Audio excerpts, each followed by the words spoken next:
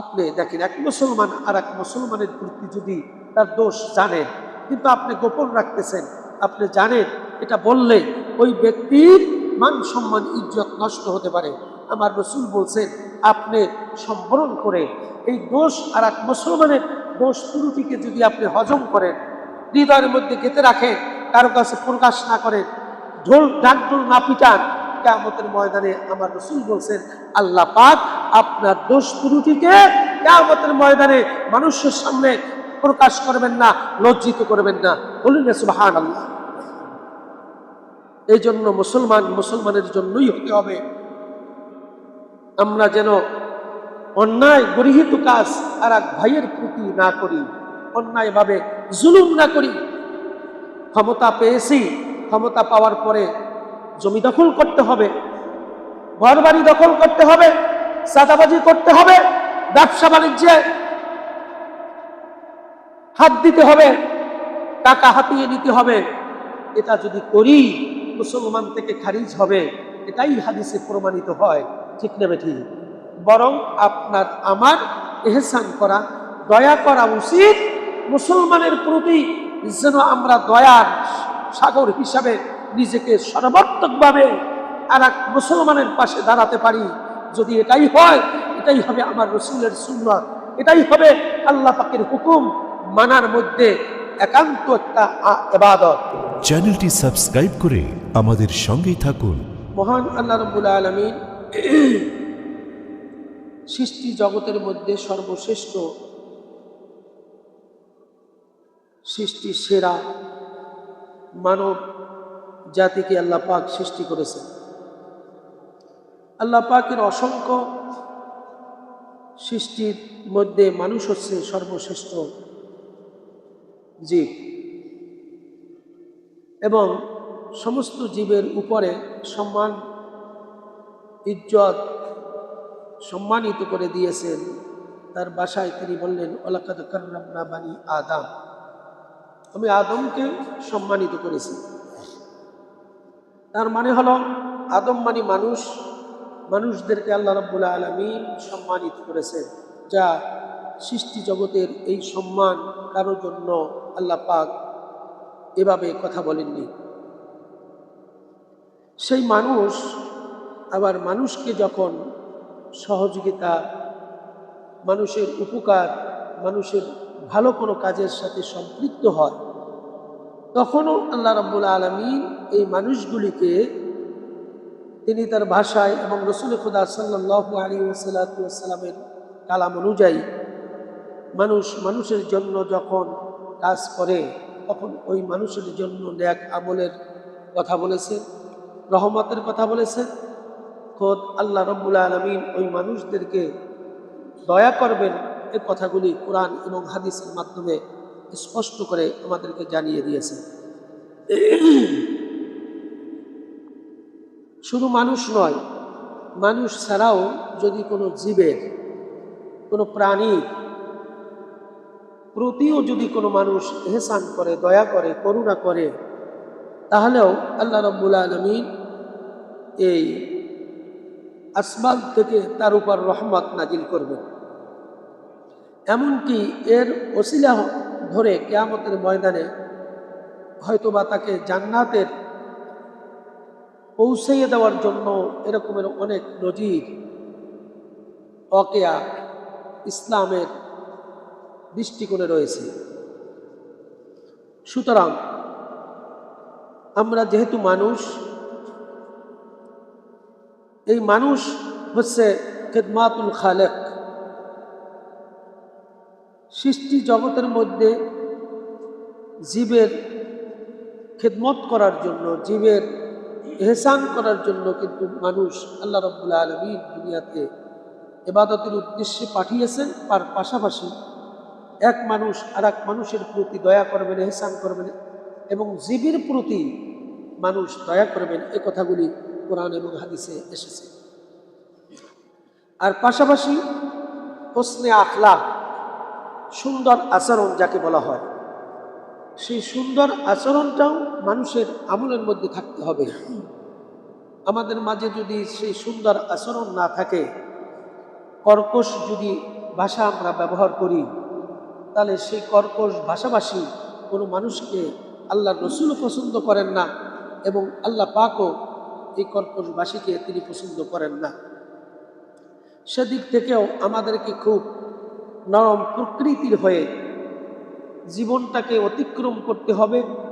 খুব ছোট মনে, অর্থাৎ নিজেকে ছোট মনে করে সকল মানুষই আমার চেয়ে ঊর্ধ্বে, এটাকে মনে রেখে আমরা যদি পথ অতিক্রম করি, তাহলে সব মানুষ আপনার প্রতি দয়া করবেন, আপনাকে ভালোবাসবেন। আর পক্ষান্তরে যদি আমি মানুষের সাথে কর্কশ ব্যবহার করি, অসৎ আচরণ করি, সুন্দর আচরণের পরিবর্তে কোনো কথা বলি, তাহলে সেই মানুষগুলি আমার থেকে সরে যাবে, আমার গীবত করবে, পিছনে আমাকে সমালোচনা করবে, আমাকে ভালোবাসবে না অন্তর থেকে। এই কথাগুলি কোরআন এবং হাদিসে এসেছে। সুতরাং আল্লাহ রাব্বুল আলামিন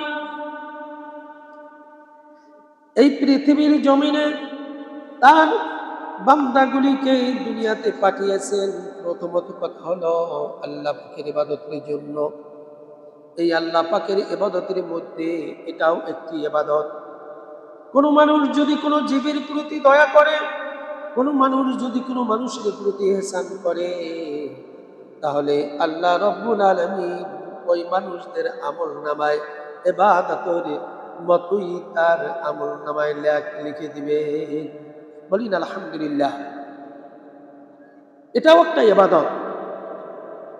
সুতরাং আমার রাসূল সাল্লাল্লাহু আলাইহি ওয়াসাল্লাম বললেন, قال رسول الله صلى الله عليه وسلم أحب الناس إلى الله أنعمهم للناس। রাসূল খুদা সাল্লাল্লাহু আলাইহি ওয়াসাল্লাম বললেন, আল্লাহর নিকট সেই ব্যক্তি সবচেয়ে প্রিয়, সেই ব্যক্তি সবচেয়ে মহব্বতের বান্দা, যে মানুষের সবচেয়ে বেশি উপকার করে, মানুষকে ইহসান করে, দয়া করে। আল্লাহ রাব্বুল আলামিন, আমার রাসূল বলেছেন, আল্লাহ রাব্বুল আলামিনের নিকট ওই ব্যক্তি সবচেয়ে প্রিয় বান্দা। বলি না সুবহানাল্লাহ। কোনো মানুষ অসহায় অবস্থায় আছে, কোনো মানুষ দুরবস্থায় আছে, কোনো মানুষ অসুস্থ অবস্থায় আছে, কোনো মানুষ বিপদে আছে, মুসিবতে আছে, এমতো অবস্থায় আপনি যদি ওই মানুষের ইহসান করার জন্য, দয়া করার জন্য, মানুষের এই বিপদ মুক্তি করার জন্য, লাঘব করার জন্য, অসুস্থতাকে সেবার মাধ্যমে তাকে সুস্থতা করার জন্য, বিপদে পড়েছে তার মুক্তির জন্য, বিপদ থেকে উদ্ধার করার জন্য আপনি যদি এগিয়ে যান, আমার রাসূল বলছেন আপনার প্রতি আল্লাহ পাক মহব্বত বাড়িয়ে দিবেন। বলুন না সুবহানাল্লাহ। তাহলে দেখা গেল আমাদেরকে শুধু এমনিতে দুনিয়াতে ছেড়ে দেয়নি।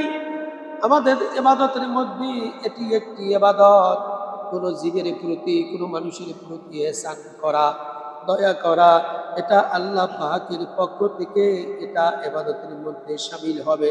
শুধু তাই নয়, আল্লাহ রাব্বুল আলামিন ওই বান্দাদেরকে আহাব্বান নাস, ওই মানুষগুলিকে আল্লাহ রাব্বুল আলামিন মহব্বত করবেন, ভালোবাসবেন। এরপরে বলা হয়েছে ওয়াহাব্বুল আমাল ইলাল্লাহি সুরুন তুদখিলুহু আলা মুসলিম। আল্লাহর নিকট সবচেয়ে প্রিয় নেক আমল হলো কোনো মুসলিমের হৃদয়ে যদি ভালোবাসা দিতে পারেন, কোনো আনন্দ দিতে পারেন, এক মুসলমান আর এক মুসলমানের ভাই, এটা অন্তরের মধ্যে আপনার নিতে হবে। ইন্নাল মুসলিমুনা ইয়াখাউ কামা ক্বালা রাসূলুল্লাহি সাল্লাল্লাহু আলাইহি ওয়াসাল্লাম। আমার রাসূল বলছেন, নিশ্চয়ই এক মুসলমান আর এক মুসলমানের ভাই। সুতরাং কোনো মুসলমান যদি বিপদে পড়ে, মুসিবতে পড়ে, অসহায় অবস্থায় থাকে, অসুস্থ থাকে, কোনো দুরবস্থায় পড়ে যায়, তখন কোনো বান্দা যদি ওই মুসলমান ব্যক্তিকে ইহসান করে, দয়া করে এবং তার সুসেবার জন্য যদি এগিয়ে যায়, তার জন্য যদি বিপদ মুক্তির জন্য লাঘবের ক্ষেত্রে যদি পা বাড়িয়ে দেয়, আমার রাসূল সাল্লাল্লাহু আলাইহি ওয়াসাল্লাম বললেন, ওই ব্যক্তি আল্লাহ পাকের নিকট সবচেয়ে প্রিয় ব্যক্তি। বলি না সুবহানাল্লাহ। আমরা তো মুসলমান, এক মুসলমান আর এক মুসলমানের শত্রু হয়ে দাঁড়িয়েছি। এক মুসলমান আর এক মুসলমানের বিপদে তো দূরের কথা, পারলে তার জমা জমি, ব্যবসা বাণিজ্য আমি লুট করার চেষ্টা করতেছি, ঠিক না বেটি? এটা মুসলমানের কাজ নয়।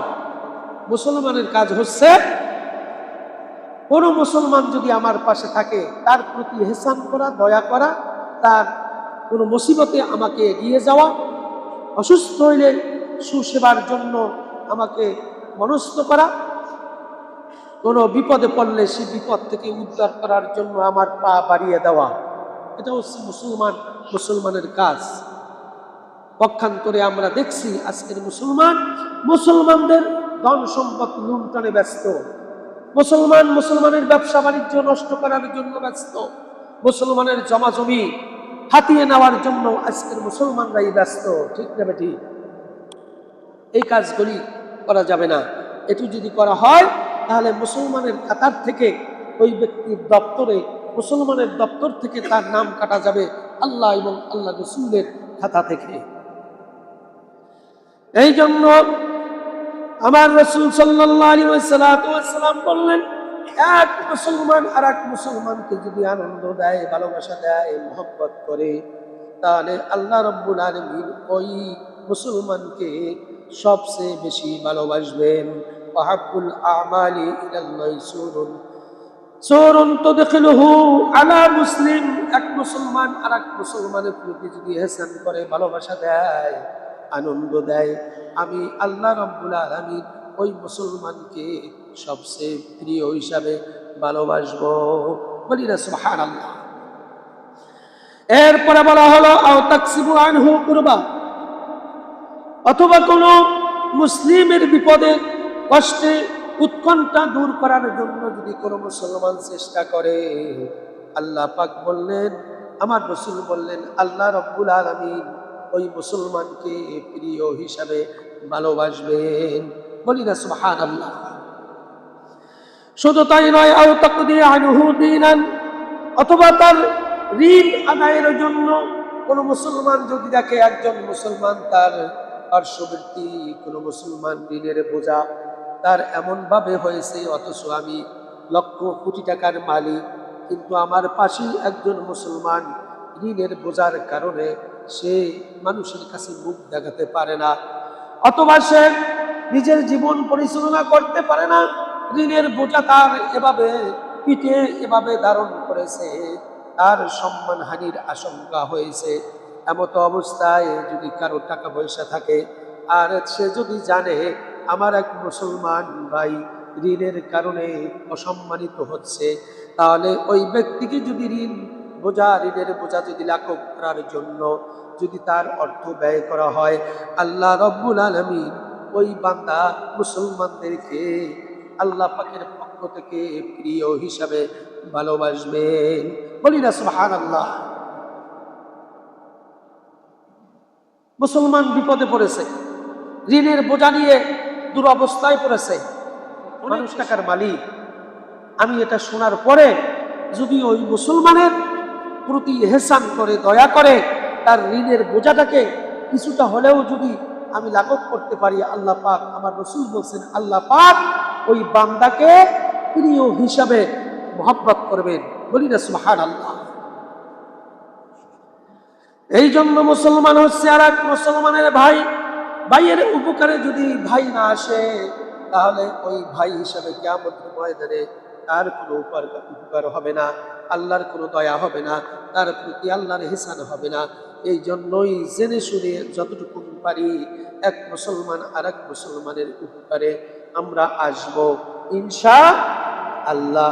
পক্ষান্তরে কশ্চিনকালেও যেন মুসলমানের সম্পদ লুণ্ঠন না করি, মুসলমানের ধ্বংস না করি, মুসলমানের ব্যবসা বাণিজ্য থেকে সাদাবাজি না করি, হাতিয়ে নেওয়ার জন্য আমরা যেন দুর্নীতি না করি, এইটা আমাদের লক্ষ্য রাখতে হবে।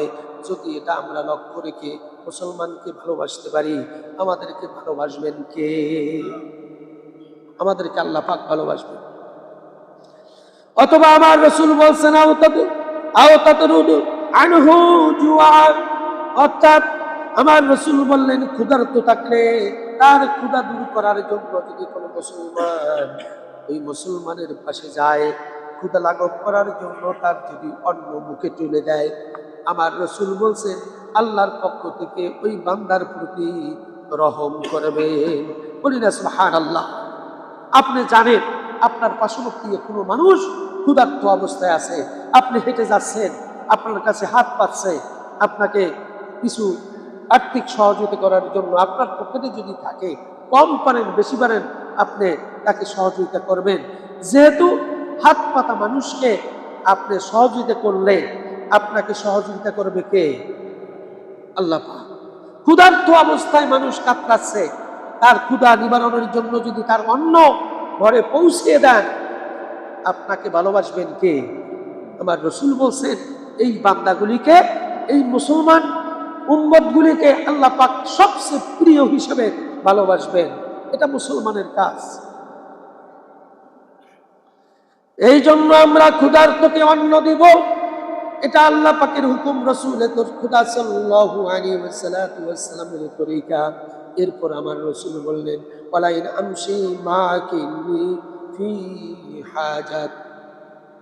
আমার রাসূল বললেন, কোন ভাইয়ের কাজ তার সাথে একটু হেঁটে যাওয়া, অর্থাৎ কোন ভাইয়ের কাজ যদি উপকার করার জন্য তার সঙ্গী হয়ে ওই কাজটা উদ্ধার করার জন্য যদি আপনি একটু হেঁটে যান, কোন মুসলমান ভাইয়ের সাথে সে একটা কাজে বেজে গেছে, বেঁধে যাওয়ার পরে আপনাকে বলছে, আপনিও বললেন আপনার কাজ উদ্ধার করার জন্য আমি যাব, আমাকেও নিবেন, এমন এতটুকু কাজ যদি কোনো বান্দা করে মুসলমানের জন্য, আমার রাসূল সাল্লাল্লাহু আলাইহি ওয়াসাল্লাম বললেন ওই বান্দাদের প্রতি আল্লাহ রাব্বুল আলামিনের সবচেয়ে প্রিয় হিসাবে ভালোবাসবেন।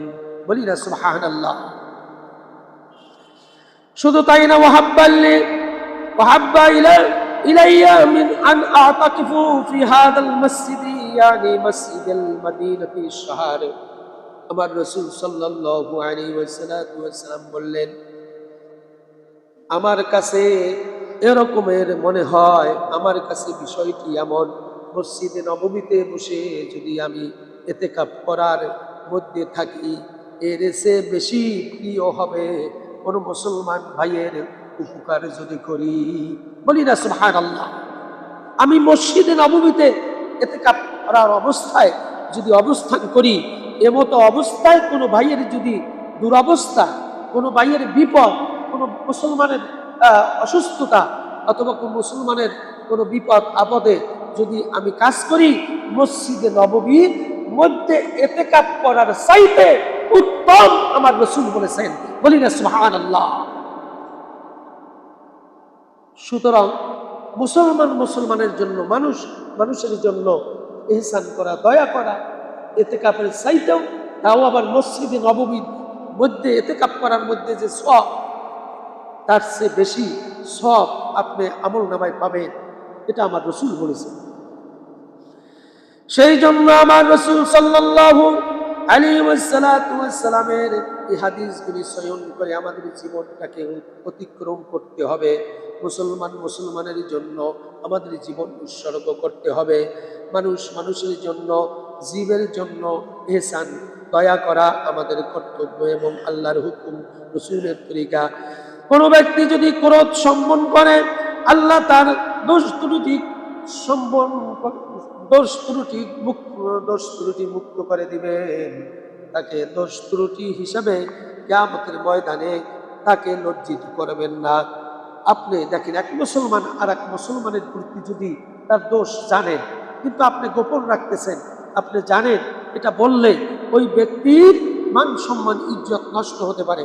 আমার রাসূল বলছেন, আপনি সম্বরণ করে এই দোষ আর এক মুসলমানের দোষ ত্রুটিকে যদি আপনি হজম করেন, হৃদয়ের মধ্যে গেঁথে রাখেন, কারো কাছে প্রকাশ না করেন, ঢাকঢোল না পিটান, কিয়ামতের ময়দানে আমার রাসূল বলছেন আল্লাহ পাক আপনার দোষ ত্রুটিকে কিয়ামতের ময়দানে মানুষের সামনে প্রকাশ করবেন না, লজ্জিত করবেন না। বলুন না সুবহানাল্লাহ। এই জন্য মুসলমানের জন্যই হতে হবে। আমরা যেন অন্যায় গৃহীত কাজ আর এক ভাইয়ের প্রতি না করি, অন্যায়ভাবে জুলুম না করি। ক্ষমতা পেয়েছি, ক্ষমতা পাওয়ার পরে জমি দখল করতে হবে, ঘর বাড়ি দখল করতে হবে, চাঁদাবাজি করতে হবে, ব্যবসা বাণিজ্যে হাত দিতে হবে, টাকা হাতিয়ে নিতে হবে। এটা যদি করি মুসলমান থেকে খারিজ হবে, এটাই হাদিসে প্রমাণিত হয়, ঠিক না বেঠিক?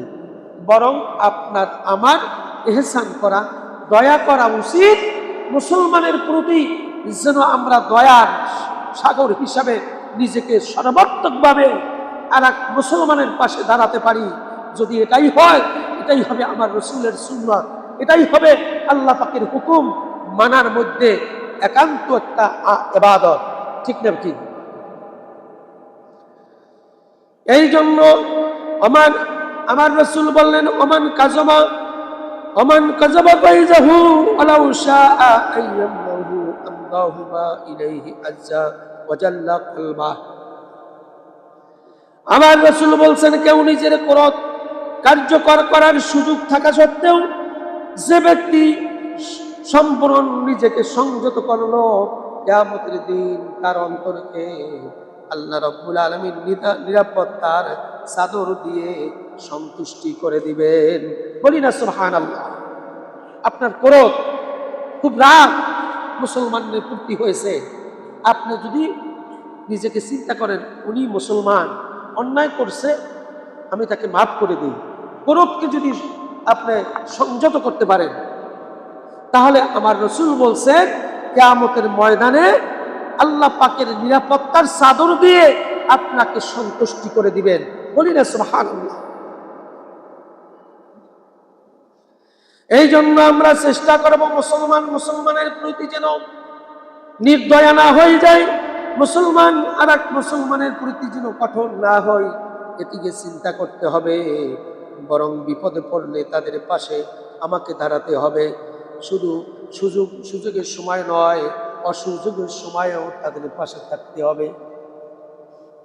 দেখেন না, এক ব্যক্তি বলছেন যে দরকার হয় ভোটারদের পা ধরবা, একদিন, আমাদের পা ধরবে 5 বছর। বলছে কি বলছে না? কত নির্দয়া, কত নিষ্ঠুর! ভোট পাওয়ার জন্য তাদেরকে কর্মীদেরকে বলতেছে, যাইয়া দরকার হয় একদিন তাদের পা ধরে ভোট নিবা, ভোট নিলে কি হবে, তোমাদের পা 5 বছর তোমাদের পিছনে পিছনে পা ধরবে। কত বড় নিষ্ঠুরতা, কত বড় অযোগ্য, কত বড় জ্ঞানহীন, কাণ্ডহীন মানুষের এই নৈতিকতা পৌঁছে গেছে। দেখেন, সুযোগ আসলে পরে পা ধরতে চায়, সুযোগ চলে গেলে তারা মনে করে আমার পা ধরবে। এরকমের নিয়ত যারা করেছে, এদের সমর্থন করা কুফরি ছাড়া আর কিছুই নয়, ঠিক কিনা? এটা মুসলমানের কাজ নয়, এটা ইহুদি, খ্রিস্টান, নাসরা, মুশরিক, বেঈমান আর কাফের আর মুনাফিকদের কাজ ছাড়া দ্বিতীয় কারো হতে পারে না, ঠিক না বেটি? আমার রাসূল বললেন,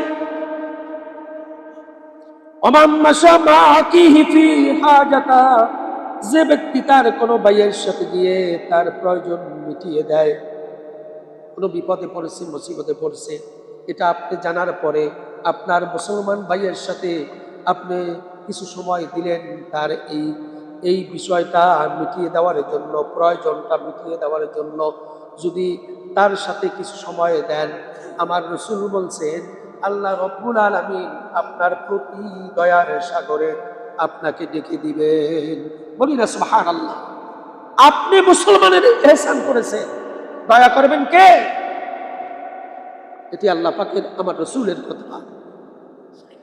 হাত্তা আসবাতাহা লাহু আসবাতা আল্লাহু আজ্জা ওয়া জাল্লা কদামাহু আলা সিরাতি ইয়াওমা তাসিল্লু ফীহিল আকদাম। আমার রাসূল বললেন, কিয়ামতের কঠিন দিনে পুলসিরাতের উপরে সকলের পা পিছলে যাবে, কিন্তু ওই ব্যক্তির পা পিছলে যাবে না, দৃঢ় থাকবে। এই পুলসিরাতের উপর শক্ত পায়ে দাঁড়াতে পারবে। সেই ব্যক্তি হলো কোনো মানুষের যদি ইহসান করে।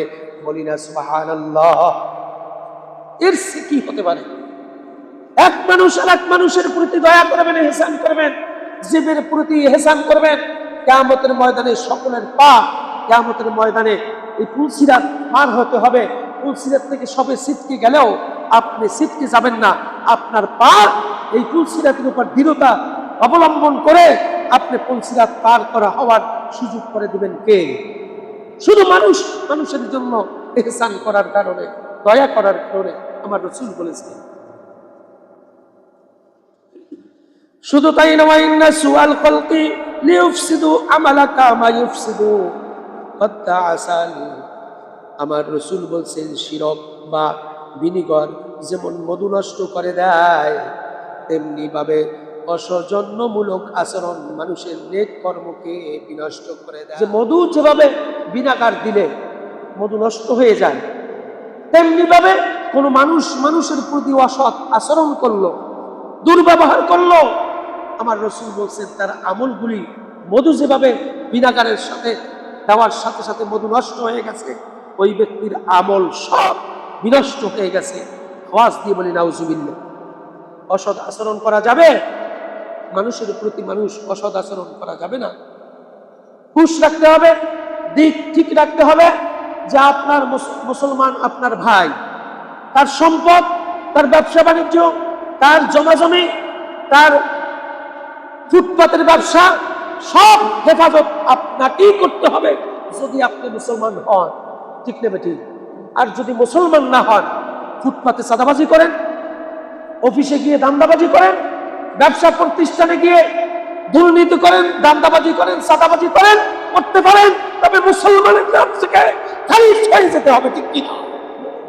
মুসলমান নাম নিয়ে, আব্দুর রহিম, আব্দুল করিম নাম নিয়ে চাঁদাবাজি করতে পারবে না, দুর্নীতি করতে পারবেন না, দখলবাজি করতে পারবেন না, দান্দাবাজি করতে পারবেন না, টেম্পো স্ট্যান্ডে চাঁদা তুলতে পারবেন না। যদি তুলেন, মুসলমানের নাম বাদ রেখে, হিন্দু বৌদ্ধ খ্রিস্টানের নাম রেখে সেখানে যেতে হবে। ঠিক কিনা?